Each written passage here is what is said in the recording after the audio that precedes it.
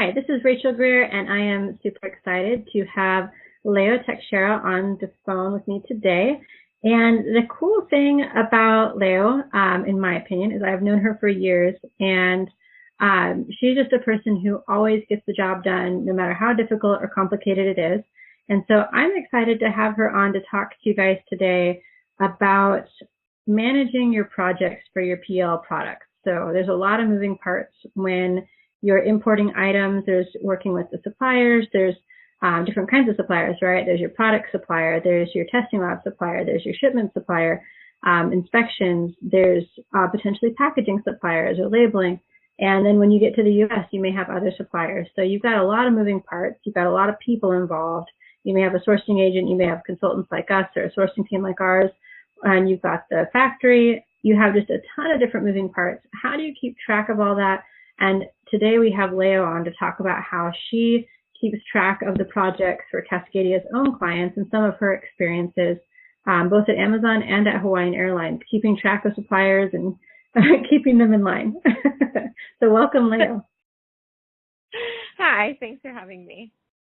So I guess the first thing that I wanted to ask you is just, what's an example of one time where you've had just a complete and utter disaster of a project, something that you can remember that's like, I don't even want to remember that. It was so much of a disaster.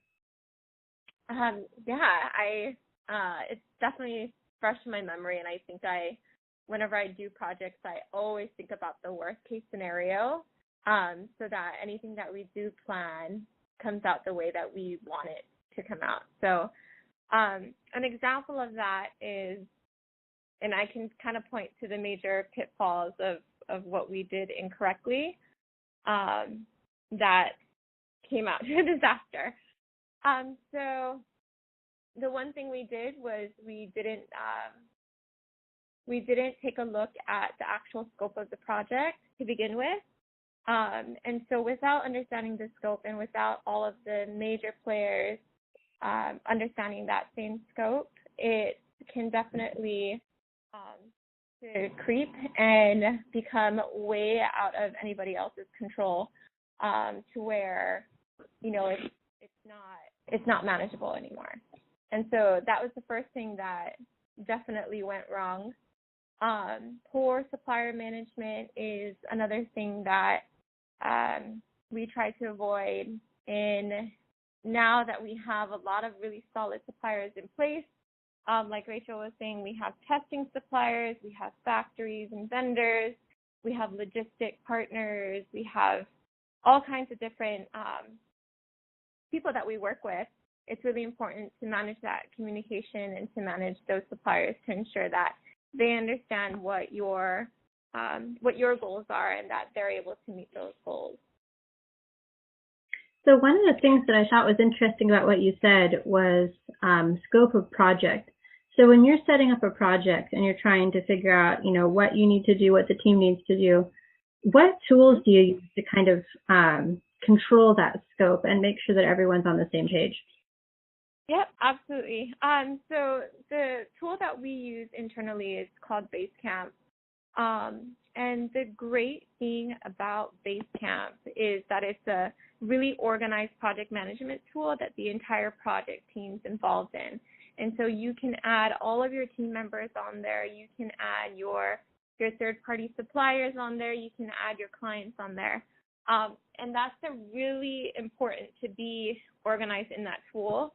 And it's our basis of communication. And so that's I think, and I know that the most important thing about managing a project is really being able to communicate to all parties involved. So when you say communicate, I know one of the biggest struggles that folks have is communicating with China. If you're trying to use Google, we use so much Google Doc stuff, and obviously we can't share anything with Google in China. How does it work with working on the China team? What are some tips to be able to work with China effectively and to manage that aspect of the supplier relationship? Communicating with the China team, and really any team that's outside of the U.S. can be difficult if you're not able to communicate effectively. And a lot of the ineffective communication comes from unclear roles and responsibilities from both your suppliers and your internal teammates. And so what we try to do internally is to really build a process, and that's where we use our Basecamp tools to really build a process to where everything is really clear, if it's through an SOP or if it's through a template, so that they can follow on their own. And when they do have questions, that they know that they can come to us for questions. Same thing with our suppliers. We just make sure that they understand what their roles and responsibilities are and what our expectations are. So we set that expectation with our suppliers so that they understand what our timelines are. Because a lot of times, especially when you're working with foreign teams, you find that timelines can be extended and extended and extended and extended. And without you being physically there, it's really difficult without that proper communication and understanding expectations to manage that. So one of the things that I always have struggled with in working with China is the whole unwillingness to say no. What are some tools to get around this kind of polite approach to working together, and how can you get a real answer? Not just, of course. So when they answer, of course, or yes, or they're just, willing to do it immediately, I always go back and ask them multiple questions to be sure that they understand what I'm actually asking. So if I'm asking for, if you can fill out this worksheet or this form, and they say, of course, I go back and say, okay, let's just take a look at it. Do you have any questions now? A lot of times they'll say, no, I understand it. Then I start asking specific questions to see if they really understand it. When you first start working with someone that's like that, they're going to say yes until, something's dropped. But when you become comfortable with that person and they become comfortable communicating with you, it gets a lot easier and a lot better quicker. So you'd say that in a lot of ways, having a consistent and positive relationship with a team member has actually made it a better process for the project, that even sometimes the system isn't the important thing. It's really building that relationship. Oh, absolutely. It's critical to have those relationships in place so that you build on this trust, and within that, you get quality work. So obviously everyone knows that in China it's all about relationships and talking to people. So when you've been working in different projects, either at Amazon or here at Cascadia or at Hawaiian, what kind of visits did you do to your factories? Like, how often would you go to China and visit with the factories or visit with the suppliers or visit with the team? Yeah, so we were there, I want to say every quarter we would have some kind of in-person face-to-face meeting, whether or not it was me in China with the teammates or with our suppliers, or us in the U.S. meeting at their headquarters or wherever that is. And it was really important, especially to get that face time in China, in their culture, whether or not it's at the factories, talking to our manufacturers, or at our testing labs, trying to understand what their process is so that you have a deeper understanding of what's going on and what you're really working in. I know one factory that I visited, it was such a challenge because the owner of the factory didn't speak hardly any English. But he was one who needed to be there because that was the level of respect that they wanted to show us as their visiting supplier partner. So he literally was speaking in Chinese. Everyone was laughing, and I was kind of nodding because I couldn't understand anything. So for those people who don't really speak Chinese, or whose Chinese is kind of like mine, where I can say, 我是美国人, which just means I'm an American. Woo, look at my Chinese go. So what guidance can you give to people who really don't know the culture that well, who are, who try and who have been there quite a lot, but who don't speak the language? What kind of options are there? Yeah, no, absolutely. I can tell you firsthand that my biggest concern when I was first heading over for my first business meeting in China was the fact that I didn't speak any Chinese. I had no idea what to expect. And what I did was I did research, and I asked my teammates that are in China if they could give me some tips on, how to get around, and, do I really need to know Chinese, or can I get away with, looking at maps and understanding, and then also just business culture and practices, what was acceptable and not acceptable. And so a lot of times, and a lot of Americans, they go overseas and they expect everything to be the same, just like America. And it is not the case at all to most countries that you visit. And so they were able to really help me and walk me through what is appropriate, what's not appropriate, what to expect for dinners and lunches.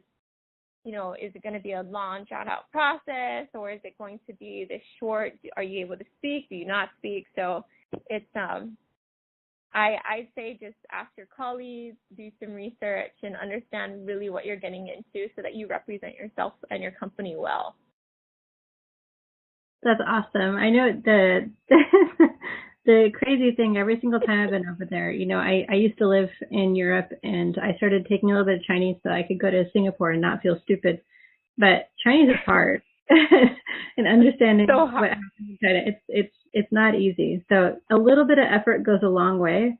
And I found that when I could say, my name is Rachel, 我叫 Rachel, and I could say thank you, which is 谢谢, then I would get a lot nicer faces. So a little bit of effort can go a long way. So learning how to say your name, saying hello, saying goodbye, saying thank you, some really basic stuff just to show respect for the culture, that seemed to really help. And people would just be smiling, because I think that they don't expect that from a lot of Americans. Oh, no, absolutely. And hand gestures, too. I say be careful of hand gestures that you do, because in other countries it could mean other things. And so that was the one thing that I did on my first trip, is I made a hand gesture that meant something actually pretty disrespectful, and I was called out immediately on that. And it was just in America, it was like what are you talking about when you put your hands up? But it didn't mean the same in China. So it's always good to hear that tips before you go. So before we close out, I kind of wanted to get your feedback on what's something that, if you were talking to someone who's brand new to sourcing from China, who's brand new to trying to manage a project from start to finish, what's the one takeaway that you would want them to know? Like, of all of the different things that you've learned, we talked about Basecamp, having a project management system is key. We talked about building strong relationships and talking to your and communicating with the folks that you have in China, visiting them as much as possible. And we mentioned quarterly. Certainly some people don't have the budget for that at first, but once you do have the budget, going to Asia regularly is very important. What's the one thing that you would say is the key ingredient to make this work? If you're project managing shipments from Asia, what's the number one key thing that everyone needs to keep in mind? I say communication. And I know we already discussed the importance of communication, but really it's informing everyone on where we are at with the process, or internal communication if someone doesn't understand something, or if something isn't going as planned, asking for help in that communication. I think that's really the most important thing to a successful project, because without that, there's a lot of gaps and a lot of assumptions that go into not hearing from someone. It can always be the worst assumption, when really there's things happening in the back end that you're not really seeing. But that communication piece, that little, hey, we're working on this, you should hear from us by tomorrow, makes a big difference. Yeah, I think that's absolutely great. I know there was a case just last week where we found out that a factory thought that the client really wanted everything shipped at once because it would be cheaper that way. And so they delayed production of everything, and there were like 50 different pieces based on one piece not being approved. And, something like that was just so frustrating for our client. And, just that one note to the factory was like, no, proceed. We'll just cancel that one. That would have been really helpful, but the factory didn't say that, so communication is, absolutely key. Thank you so much for being on and taking the time. I know the folks who are listening to this are probably like, no, tell me more. But to learn more, you have to spend it for more time with Leo. Yeah, thank you for having me, Rachel.